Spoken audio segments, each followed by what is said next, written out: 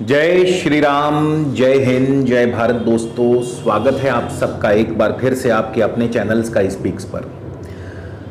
दोस्तों, इस बार फिर से जन्माष्टमी की दो तिथियां सामने आ रही हैं और बहुत से लोगों के प्रश्न आए कि भाई इस बार जन्माष्टमी जो है वो किस दिन है, हमें सही और सटीक जानकारी दीजिए। जन्माष्टमी 6 सितंबर की है या 7 सितंबर की है? तो मैं आपको बिल्कुल शास्त्र सम्मत जो हमारे ग्रंथों में, पुराणों में जिसका जिक्र है उसके बारे में बताऊंगा कि जन्माष्टमी कैसे, क्यों, किस दिन पड़ती है, उसके पीछे क्या विश्लेषण है, क्या कारण है, और इस बार जन्माष्टमी सितंबर की कौन सी तारीख को आ रही है। तो जन्माष्टमी का जो पर्व है भगवान श्री कृष्ण की जन्म तिथि या भगवान श्री कृष्ण की जयंती के रूप में मनाया जाता है। और मैं आपकी जानकारी के लिए एक चीज और बता दूं कि इस बार जो जन्माष्टमी है ये जन्माष्टमी ना होकर के महापुण्य प्रदायक जयंती है। इस बार की श्री कृष्ण जन्माष्टमी महापुण्य देने वाली है। ये जन्माष्टमी नहीं बल्कि श्री कृष्ण की जयंती है इस बार, क्योंकि 6 के 6 तत्व इस बार मिल रहे हैं। और ये बहुत ही दुर्लभ योग है कि ऐसा दिन, ऐसी स्थिति उत्पन्न हुई है कि 6 के 6 तत्व श्री कृष्ण जयंती पर हमें प्राप्त हो रहे हैं। और ये जो दुर्लभ संयोग है ये जन्मों जन्मों की दरिद्रता और पाप को मिटाने वाला है। तो सबसे पहले हम जानते हैं कि श्रीमद् भागवत में और भविष्य पुराण में भगवान श्री कृष्ण के जन्म के बारे में क्या कहा गया है। भाद्रपद मासे अष्टमयाम कृष्ण पक्षे अर्धरात्रि वृष राशि स्थितो चंद्र नक्षत्रे रोहिणी युते, यानी कि भाद्रपद मास होना चाहिए, अष्टमी तिथि हो, कृष्ण पक्ष हो, आधी रात का समय हो, चंद्रमा वृषभ राशि में हो और रोहिणी नक्षत्र हो। दोस्तों, इससे पहले जितनी बार भी कृष्ण जन्माष्टमी पड़ती थी तो उसमें कोई ना कोई एक आध चीज जो है, एक आध तत्व है वो मिस हो जाता था। जैसे कभी अष्टमी तिथि होती थी तो रोहिणी नक्षत्र नहीं होता था, रोहिणी नक्षत्र मिलता था तो चंद्रमा वृषभ राशि में नहीं होते थे। तो इस प्रकार कुछ ना कुछ अधूरा अवश्य रह जाता था। लेकिन इस बार जो कृष्ण जन्माष्टमी है उस दिन भाद्रपद मास भी होगा, अष्टमी तिथि भी होगी, बुधवार का दिन होगा, रोहिणी नक्षत्र होगा, चंद्रमा वृषभ राशि में ही होंगे। तो कृष्ण जन्माष्टमी ना होकर के ये कृष्ण जयंती से इसलिए कहा गया कि 6 के 6 तत्व हमें मिल रहे हैं।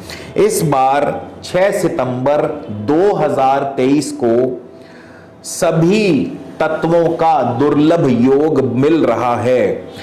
अर्धरात्रि व्यापनी श्री कृष्ण जन्माष्टमी, अष्टमी तिथि होगी, बुधवार का दिन होगा, रोहिणी नक्षत्र होगा, चंद्रमा वृषभ राशि में होगा और ये बहुत ही दुर्लभ महापुण्य प्रदायक जयंती योग बन रहा है। और इस योग का शास्त्रकारों ने इतना अधिक मुक्त कंठ से इसकी प्रशंसा की है कि उनके अनुसार, बल्कि निर्णय संधु नामक ग्रंथ में तो यहां तक लिखा गया है कि इस जन्माष्टमी पर भगवान श्री कृष्ण की पूजा अर्चना करने पर जन्म जन्मांतरों की दरिद्रता और पाप नष्ट हो जाते हैं। तो सबसे पहले जान लेते हैं इस बार 6 सितंबर को, अब 6 सितंबर को इस बार सप्तमी तिथि दोपहर के 3:38 पर समाप्त हो जाएगी। यानी कि 6 सितंबर बुधवार के दिन अष्टमी तिथि का प्रारंभ जो है दोपहर के 3:38 से होगा और 6 सितंबर को कृतिका नक्षत्र 9:20 पर सुबह समाप्त हो जाएगा, यानी सुबह 9:21 से रोहिणी नक्षत्र आरंभ हो जाएगा। तो सबसे पहले तो अष्टमी तिथि हमें मिल गई, भाद्रपद कृष्ण पक्ष मास हमें मिल गया, कृष्ण पक्ष हमें मिल गया। अष्टमी तिथि जैसा मैंने बताया 6 सितंबर को दोपहर 3:38 पर शुरू हो जाएगी। उसके बाद रोहिणी नक्षत्र सुबह 9:21 पर आरंभ हो जाएगा 6 सितंबर बुधवार के दिन। और इसके अलावा इस दिन चंद्रमा वृषभ राशि में होंगे। और सबसे बड़ी बात जो है, चंद्र उदय का जो काल रहेगा, सभी शहरों का चंद्रोदय बताना तो संभव नहीं है, लेकिन मुख्य मुख्य शहरों का चंद्रोदय काल मैं आपको बता देता हूं। तो दिल्ली में चंद्रोदय रात्रि 10:55 पर होगा, चंडीगढ़ में चंद्रोदय रात्रि 10:51 पर होगा, चेन्नई में रात्रि 11:19 पर होगा चंद्रोदय, पुणे में रात्रि 11:34 पर चंद्रोदय होगा, मथुरा में रात्रि 10:56 पर, मुंबई में रात्रि 11:37 पर, लुधियाना में रात्रि 10:56 पर और हरिद्वार में रात्रि 10:48 पर चंद्रोदय होगा। अब चंद्रोदय भी इसी दिन हो रहा है, क्योंकि अगले दिन 7 सितंबर को जो है, एक तो 7 सितंबर को गुरुवार का दिन आ जाएगा, अष्टमी तिथि शाम 4:15 पर समाप्त हो जाएगी, रोहिणी नक्षत्र भी सुबह 10:25 पर समाप्त हो जाएगा, और जिसकी वजह से 6 सितंबर का ही दिन जो है जन्माष्टमी के लिए शुभ है, और 6 सितंबर को ही जन्माष्टमी का व्रत जो है वो रखना चाहिए, ऐसा शास्त्र सम्मत है, शास्त्रों में लिखा है। और इस दिन करना क्या है, 6 सितंबर बुधवार को सुबह आप एक तो ध्वजारोहण करें, यानी घर पर अपने झंडा लगाएं, और व्रत रखें इस दिन, भगवान श्री कृष्ण का व्रत रखें, और इस दिन पूरा दिन ओम नमो भगवते वासुदेवाय मंत्र का जाप करते रहें। इसके बाद चंद्र उदय के समय, यानी शाम को जब चंद्रोदय, रात्रि को जब चंद्रोदय होगा, तो जो मैंने आपको समय दिया है चंद्रोदय का, चंद्रोदय के समय चंद्रमा को अर्घ दें।